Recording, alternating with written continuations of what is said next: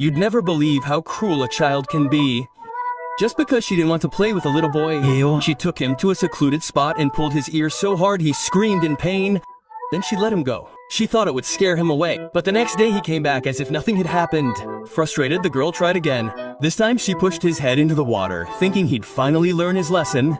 But instead of breaking him, her cruelty awakened something inside him. He loved the feeling of control. From that day on, she forced the boy to play with her every day, beating him with sticks, pushing him into a dog kennel, letting the animal claw him. But even that wasn't enough. He needed something more, something exciting. So one day she dared him to jump off a cliff several meters high, just to see how badly he would break.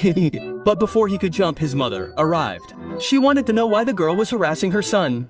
The girl lied, saying it was all her idea, but her mother didn't believe her. Soon, the boy's family moved. 10 years passed. Casey had grown up. She told her boyfriend, Jack, about her childhood. She laughed it off, calling herself a bad child. Jack didn't hate her for it. He consoled her. But Casey had another reason to confess. She wanted to break up because she was reunited with David, the boy she'd once tormented. David had grown into a man. He didn't show anger. Instead, he asked Casey to be his girlfriend. Casey thought she had found her prince, but she had no idea that this was the beginning of his revenge. She left Jack, married David, and gave birth to a son, William. But then David disappeared without a trace. Initially, Casey devoted herself to raising William, until one day she noticed he looked exactly like David as a child.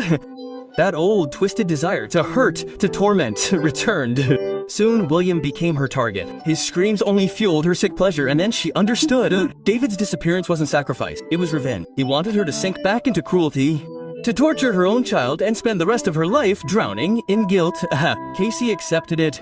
If this was her punishment, so be it. She wore heavy makeup. She wore the same clothes she'd worn as a child. She held her son's hand and took him to the same park at night where she'd once tormented David. The story never tells us what Casey did to William, but the thought itself is terrifying. What would you do if you ever met someone like Casey?